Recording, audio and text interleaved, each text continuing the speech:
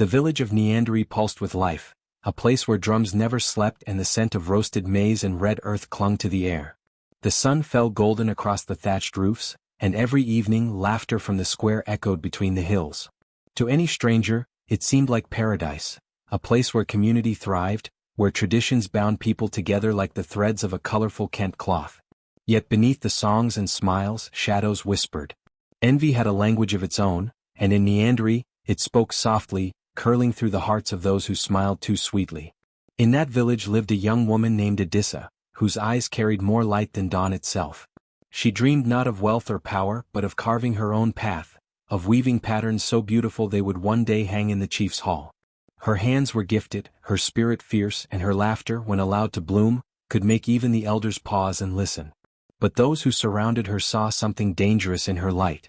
Her stepmother whispered that Edissa thought herself better than others. Her cousins mocked her ambition, claiming women had no place beyond the hearth. Even her father, worn by bitterness and pride, saw her hopes as foolish rebellion.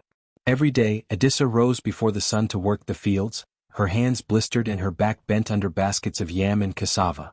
Yet even in her exhaustion she found small spaces to dream. She would hum softly as she worked, imagining her patterns dancing across cloths brighter than fire. But each time she shared her vision, laughter followed. "Dreams are for men," they said. "Girls like you should be grateful to eat." The words were sharp, slicing through her hope until silence became her only defense. Still, the spirits that watched from the edges of the forest knew her truth. When the wind brushed through the baobab trees, it carried murmurs that only Edissa could feel, the voices of ancestors who once fought their own silent battles. At night, when the moon spilled silver across her small sleeping mat, she would whisper to them in return.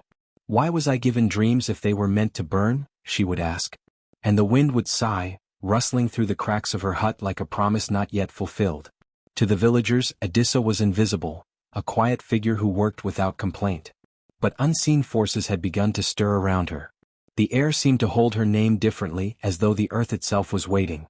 Even the flames of her cooking fire sometimes danced higher, flickering in shapes that mirrored her restless spirit.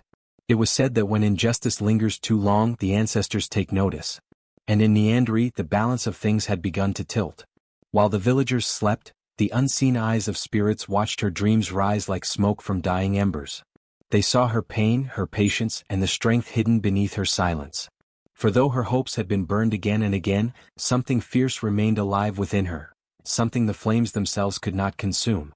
It began quietly, as betrayal often does, not with screams or blows, but with a soft word here, a withheld favor there, until Edissa's world grew smaller without her realizing it. The first time she noticed, her weaving tools were missing. The loom she had built with her own hands, using reeds she gathered by the river, was gone. Her stepmother claimed ignorance, shrugging as she stirred the evening pot. "Perhaps the wind took it," she said, her lips twitching. The younger cousins laughed behind their palms, eyes glinting like oil. Edissa's chest tightened, but she said nothing. In Neandri, a woman who complained too loudly was said to invite curses upon herself. Days passed and her threads began to vanish too. The bright-dyed cotton she'd saved from market trips, yellow like morning, red like embers, was stolen one by one. Each time she asked, her father looked away. "You waste too much time with these childish things," he muttered. "Work the fields. That is where your worth lies." His tone carried finality, the kind that left no space for questions. It was not just her family. Soon the neighbors began to echo the same tune. When she offered to help with weaving at the community hall, the elders waved her away. "We already have enough hands," they said. When she tried to sell her small designs, the market women refused to buy, whispering that her cloths were cursed with pride. Edissa tried to stay strong, to tell herself that this was only a passing storm. But each day the rejection felt heavier, more deliberate. It was as if the entire village had agreed to choke the life out of her dreams. Her friends, once kind and curious, began avoiding her hut.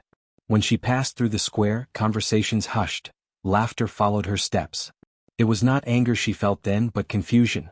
How could love turn to cruelty without warning? What wrong had she done except to dream? At night, she sat outside, her fingers tracing shapes into the dirt. The stars blinked coldly above, and the air was heavy with silence. She would hear her stepmother's laughter inside, loud and careless, as the family ate from bowls she had carved herself. Her stomach ached with more than hunger, it ached with the hollow space where her hope used to live. She wanted to cry, but even tears refused to come. Instead, she closed her eyes and listened to the wind, hoping the voices of her ancestors would speak again. But that night they were quiet. The villagers saw her isolation but looked away. In Neandry, people valued harmony more than truth. It was easier to believe that Odissa had brought her suffering upon herself.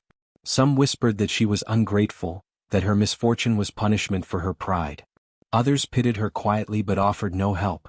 "It is not our place to interfere," they said. "The spirits judge all things in their time." And so the silence around her deepened until it became a cage.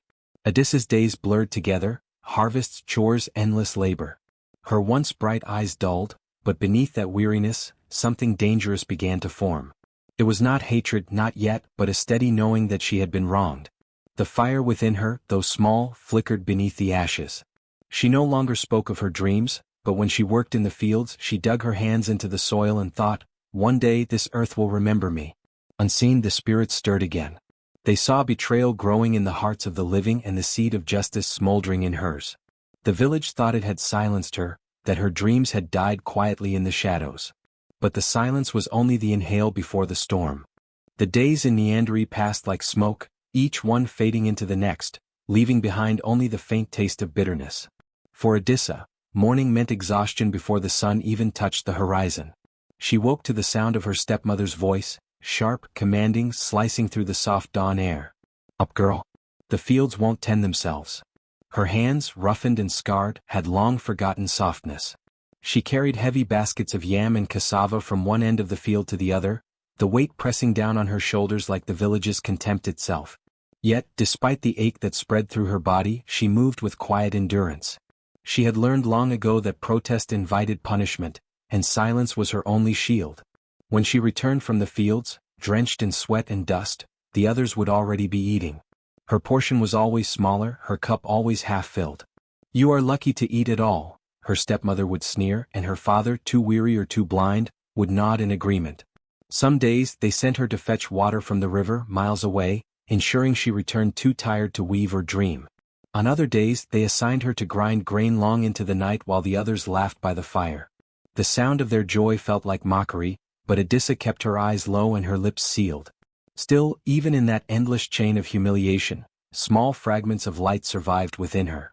Sometimes as she worked alone in the fields, she would feel the wind brush her cheeks as if in comfort. The rustle of the trees whispered her name, not in cruelty but in recognition. She began to feel that the spirits who once spoke in her dreams still watched, even if they were silent for now. The earth beneath her bare feet pulsed with quiet rhythm, ancient and steady, as if telling her that no injustice lasts forever. At the river, she often paused before filling her gourd, gazing at her reflection on the water's surface. Her face looked thinner, older, and yet her eyes, those deep, unwavering eyes, still carried a spark.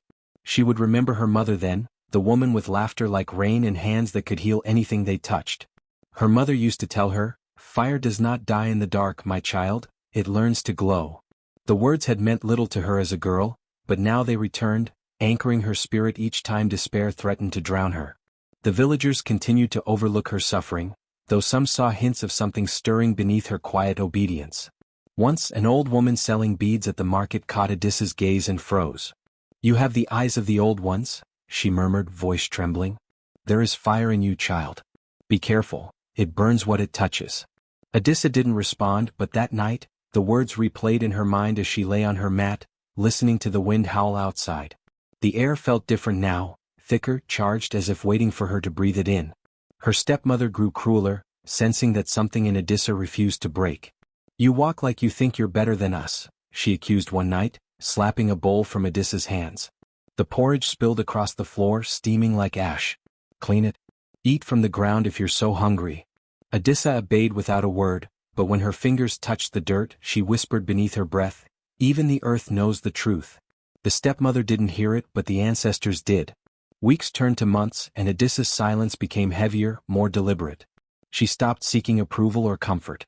Each injustice, each insult, each stolen moment of rest became fuel, feeding a quiet fire deep inside her chest.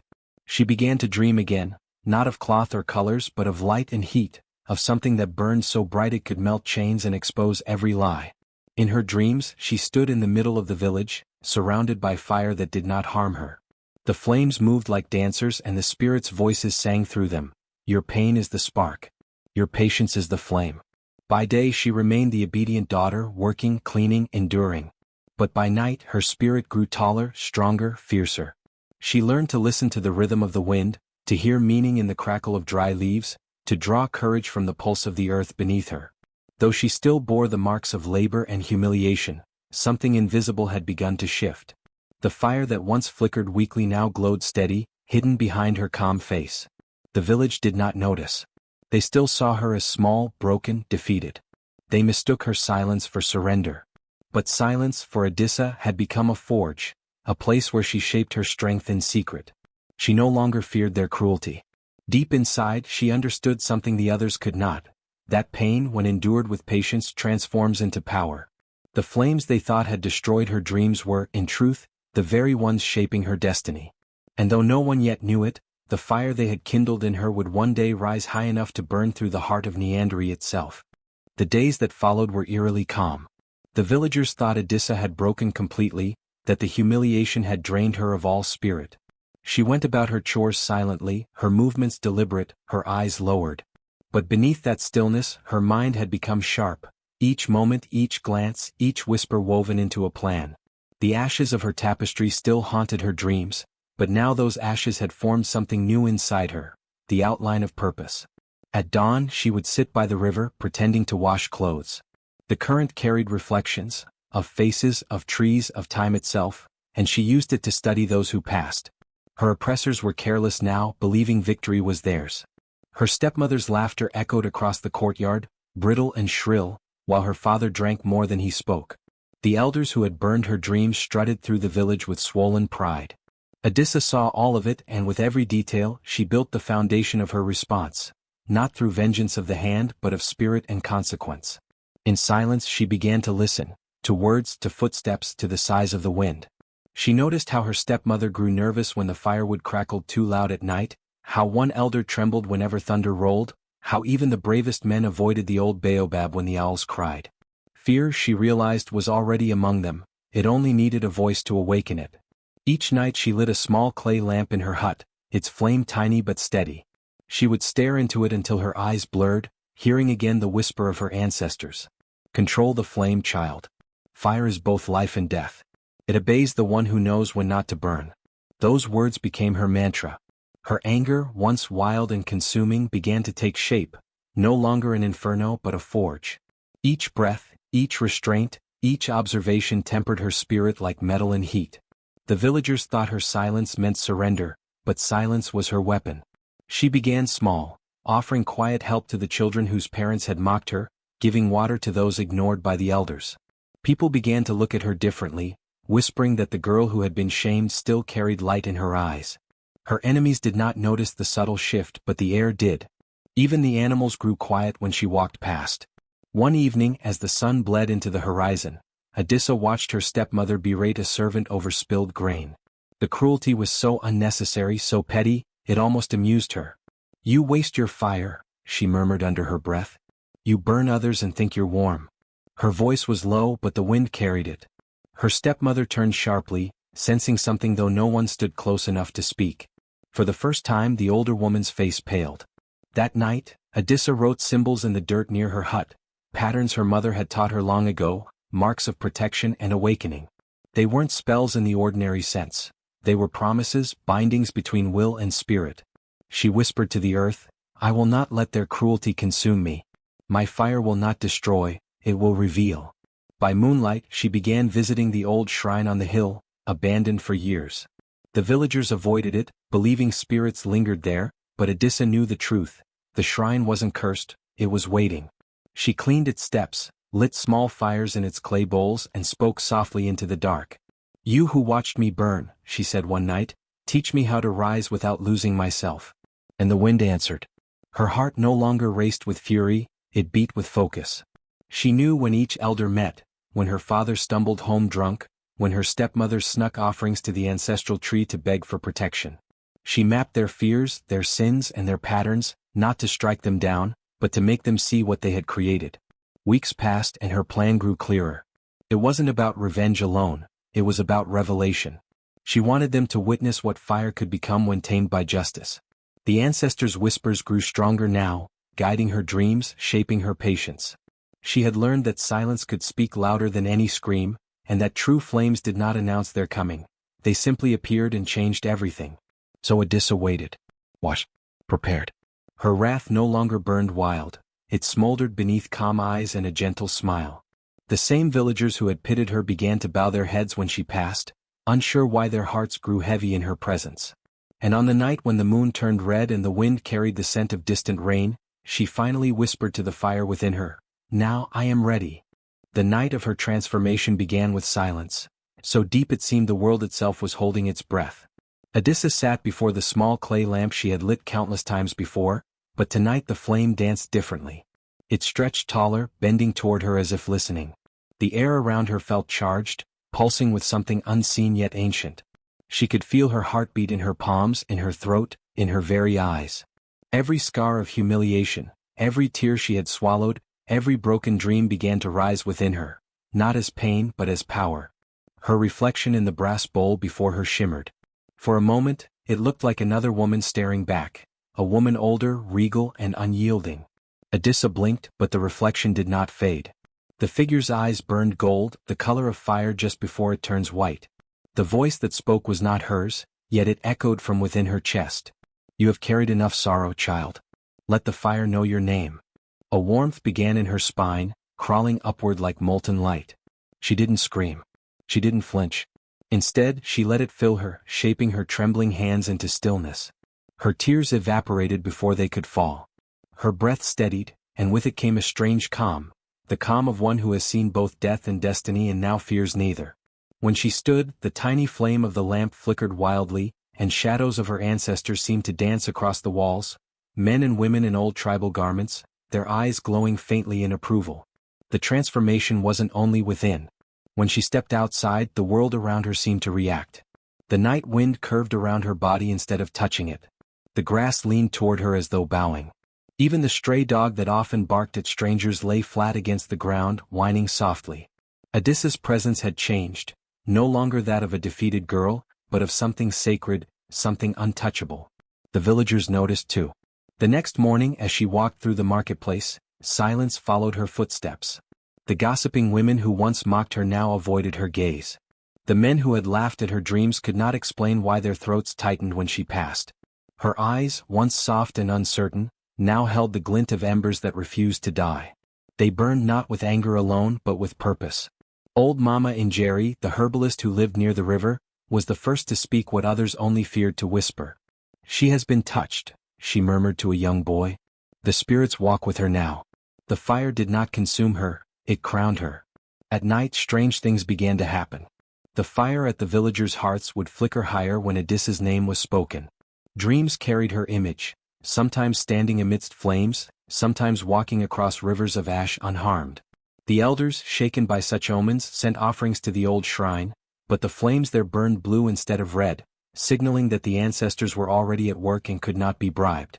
Odissa herself felt lighter yet more powerful.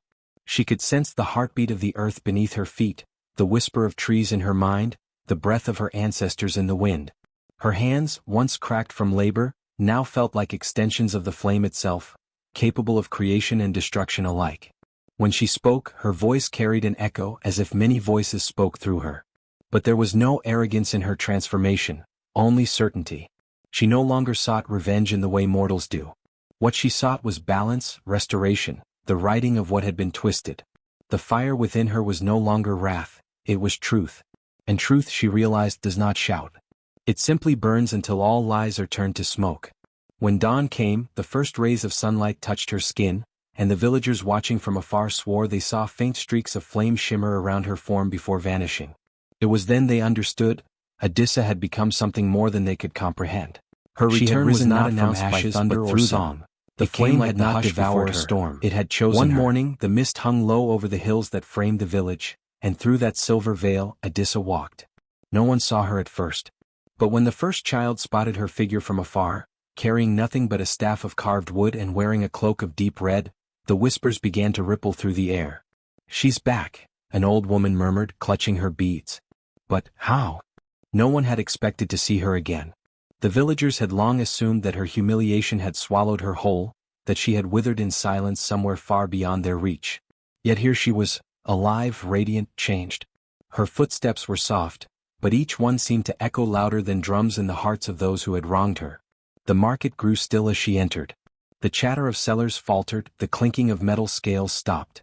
A trader dropped a basket of groundnuts, startled by the strange weight of the air. Adissa's eyes, glowing faintly like embers, swept over familiar faces, faces that had turned away when she needed help, faces that had mocked her dreams, faces that had watched when her hopes were burned to dust. She said nothing, but they felt her presence pressing upon them like heat before a blaze. Her sister, Lami, who had once laughed as Adissa's ambitions were destroyed, froze in her doorway when she saw her. The blood drained from her face. The same villagers who had followed Lami's lead in mocking Adissa now turned their eyes between the two sisters, waiting for words, but none came. Adissa's gaze lingered on her for a moment, calm, knowing, impossible to meet, and then moved on. That look alone felt like judgment. By nightfall, fear had settled into every corner of the village. Fires burned low, voices whispered behind shut doors. The elders gathered at the chief's hut, speaking in worried tones. "She carries something with her," said one. "The air bends around her like it did around the priestesses of old." Another nodded gravely. "She has walked through flame and returned. Such ones are no longer bound by mortal rules." But not all were afraid. The children, too young to understand cruelty, watched her with awe. One little girl approached her as she sat near the old well, and Adissa smiled, a small gentle smile that carried warmth rather than fire. "Don't be afraid," she told the child. "The flame only burns what must end." The child didn't understand, but she felt safe. That night, Adissa walked through the village streets alone.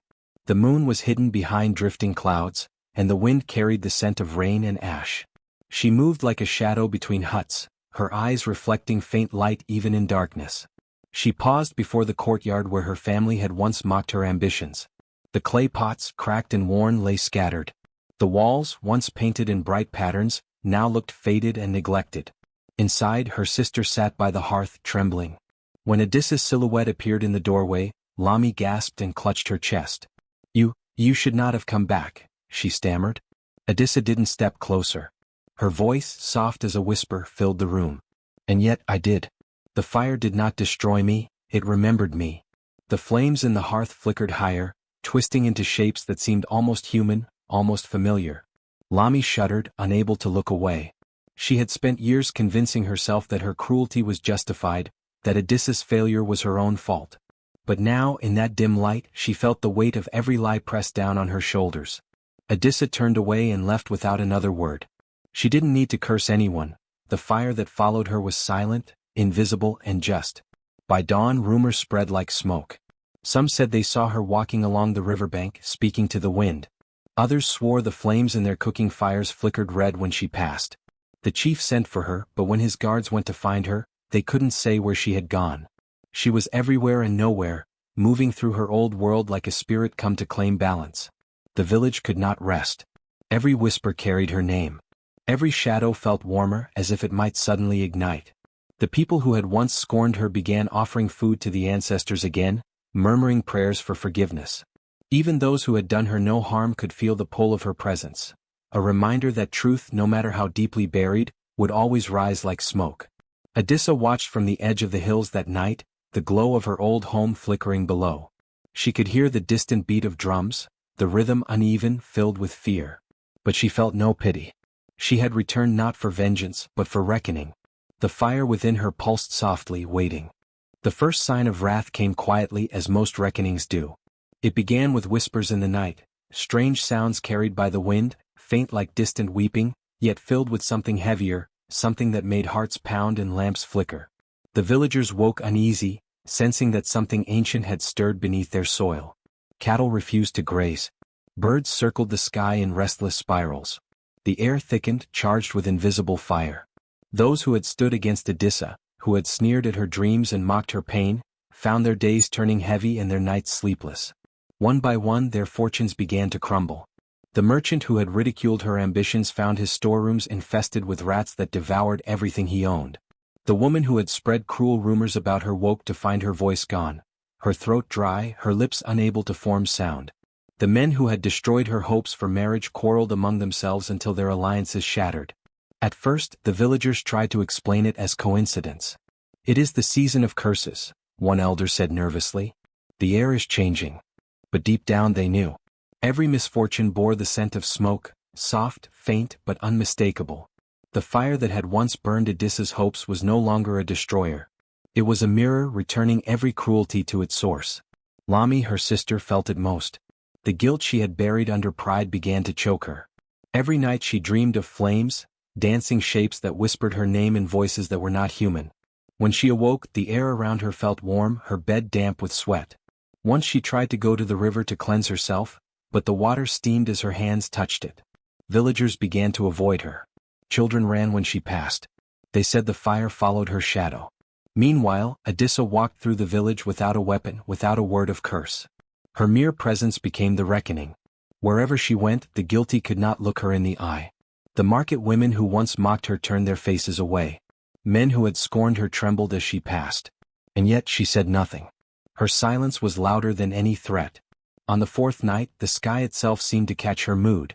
A storm gathered, thick black clouds rolling over the horizon, lightning flashing like the eyes of spirits. The villagers ran for shelter, slamming doors and praying to old gods they had long forgotten. In the distance, a red glow rose from the fields, though no torch had been lit. The storm broke suddenly, but it did not bring rain, it brought fire. Sheets of flame cascaded from the clouds like falling stars, striking only certain places, the homes of those who had taken part in her ruin. One hut caught fire, but when the flames licked toward the next, they stopped as if commanded. The innocent, those who had turned away in ignorance but not malice, were spared.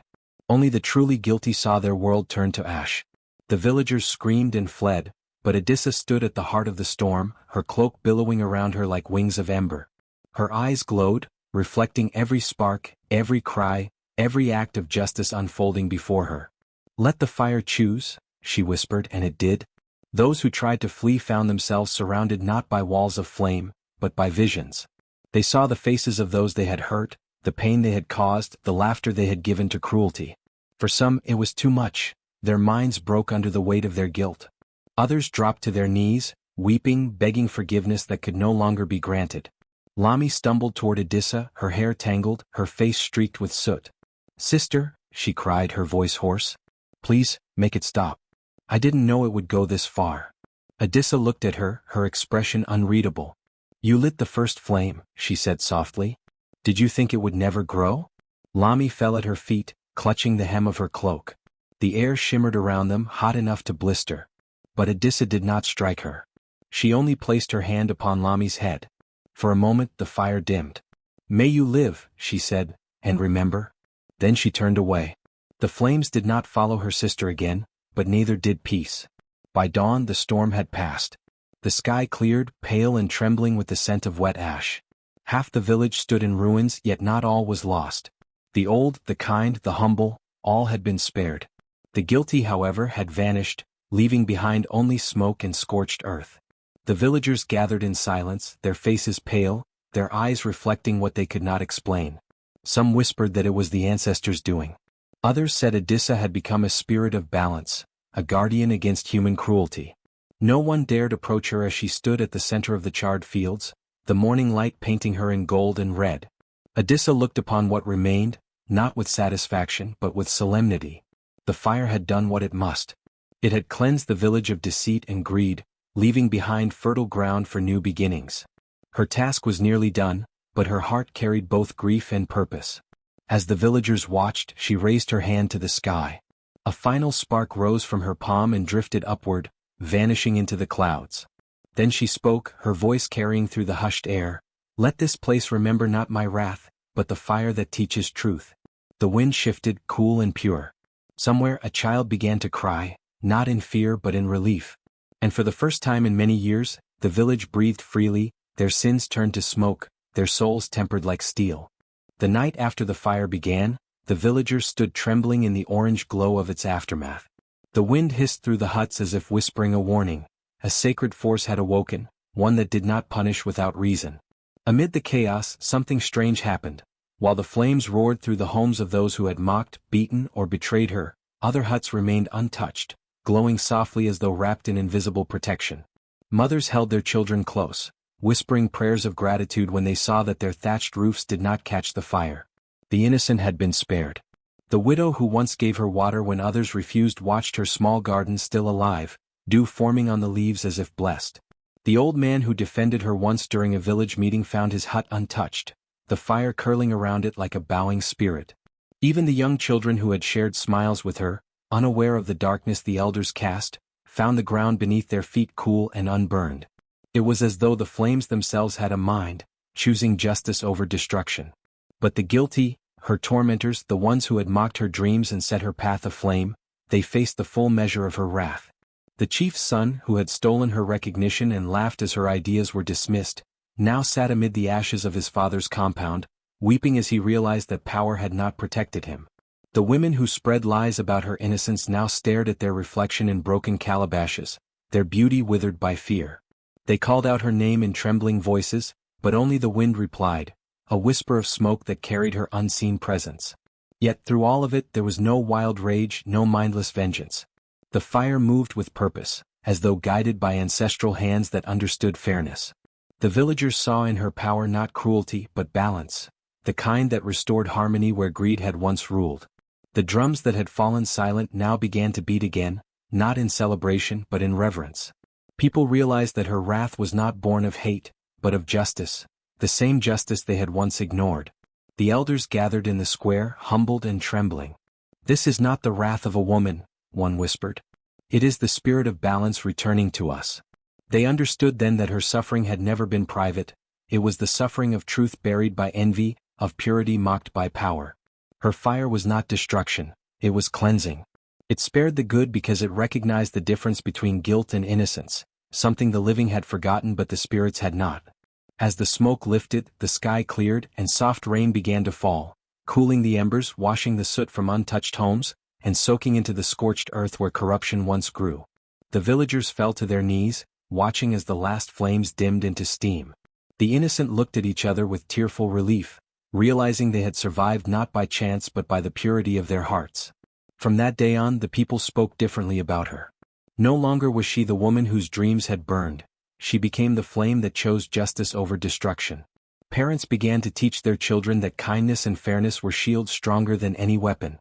They told them, when you see fire, remember, it burns only those who plant cruelty in their hearts. And though she was no longer seen walking among them, her spirit lingered. In the warmth of every hearth, in the protection of every innocent soul, she lived on, a guardian of balance, forever watching, ensuring that the fire of her wrath never again needed to rise for those who kept their hearts pure. The night her fire dimmed into embers, the village held its breath. The air was thick with smoke and silence, the kind of silence that follows when truth finally arrives, uninvited but undeniable. Out of that smoky haze she appeared, not as the broken girl they once mocked, but as something greater, something that drew strength from the ashes they thought had destroyed her.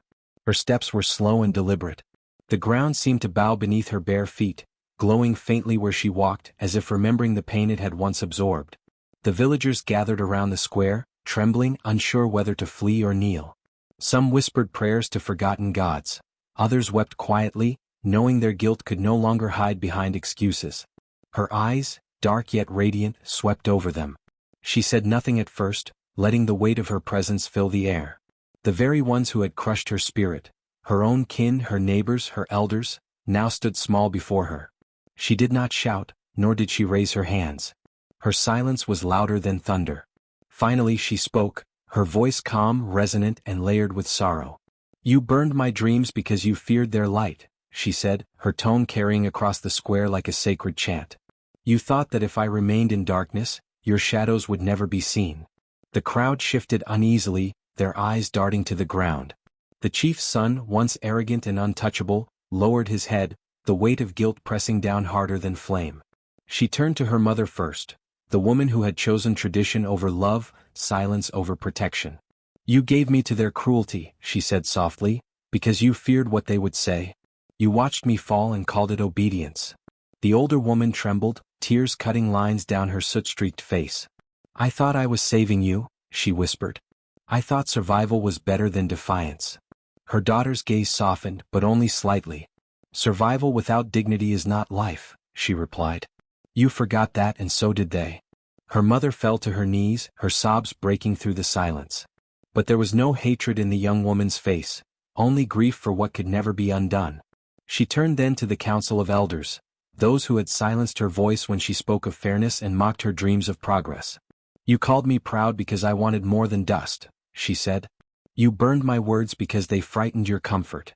The eldest among them tried to defend himself, stammering about customs and order, but his voice faltered when he met her eyes. Your customs protected only the cruel, she said, stepping closer. And your order was built on broken hearts. Around them, the wind began to rise, carrying with it the faint scent of fire. The villagers gasped as sparks flickered along the edges of the square, not wild or violent this time, but slow, deliberate, circling them like an ancient spirit awaiting her judgment. She raised her hand and the fire paused. Her gaze moved across the crowd, her expression unreadable. There are two kinds of flames, she said. One that destroys and one that reveals. Her voice deepened, becoming almost otherworldly. You have seen both tonight. Now you will decide which one lives in you. The villagers fell to their knees, crying out for mercy. Some confessed their wrongs openly, their voices breaking as they begged for forgiveness. Others hung their heads in silence, their pride too heavy to release. The young woman watched them, her expression neither cruel nor tender, simply knowing. Mercy, she said quietly, is not given to silence. Speak your truth and the fire will spare you. One by one they began to speak. The chief's son admitted his envy, his cowardice in stealing her moment of recognition. The women who mocked her dreams confessed to jealousy and fear. The elders bowed their heads, weeping as they realized that their rules had killed the very spirit that could have guided the village forward. Each confession was followed by a small spark fading harmlessly into smoke, as if the fire itself forgave when truth was spoken.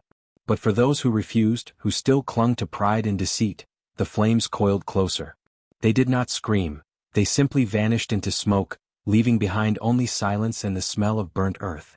The rest watched in awe and dread, realizing that justice was no longer a word. It had taken form, standing before them, cloaked in the fire of her pain and the calm of her wisdom. When it was over, she stood in the center of the square once more. The air had cooled, the stars returning to the sky. You have seen justice, she said. Now you must live by it. Her voice softened. Do not rebuild what I burned unless it grows from truth. Remember this night not for fear but for balance.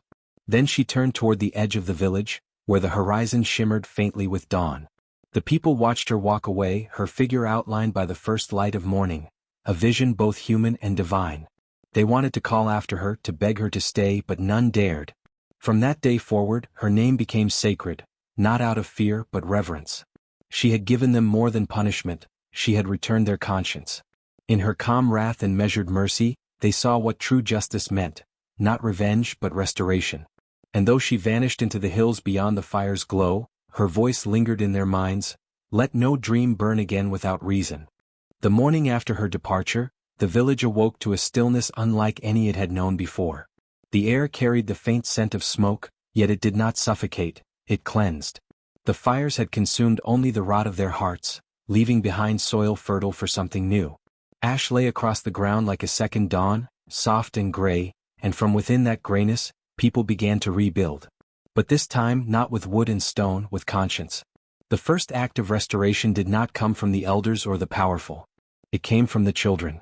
They began gathering in the square where the fire had danced the night before, humming low, uncertain songs that mimicked the rhythm of her voice. The women joined next, bringing water from the stream to wash away the ashes, their hands trembling but determined. They spoke not of what had been lost but of what could begin again. For the first time in memory, their work was guided by unity rather than fear. The elders, humbled and hallowed by the reckoning, called for a council. No longer did they sit on high stools, they gathered on the same ground as everyone else. The old ways, those that had excused cruelty in the name of custom, were questioned openly. Tradition without compassion, one elder murmured, is a chain we forged ourselves. His words echoed the lesson she had embodied, and the others nodded in silence.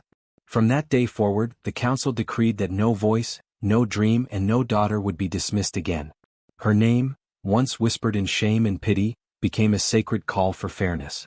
The young women of the village began to tell her story at the river's edge each dusk. They spoke of her suffering, her patience, her transformation. She burned but she did not vanish. they would say. She became the flame that sees truth. Children listened wide-eyed, repeating her lessons long after the elders had fallen asleep. Mothers taught their daughters that courage is not rebellion but balance, the ability to face cruelty and still hold justice steady in the hand. Men too changed. The same men who once laughed at her dreams began to build differently, not just homes and fences but spaces of safety.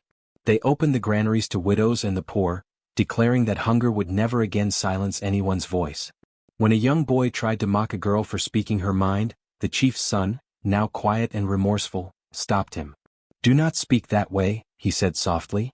"You mock not her but the fire that saved us." His voice carried the weight of repentance, and even the boy fell silent, bowing his head. In time new rituals emerged.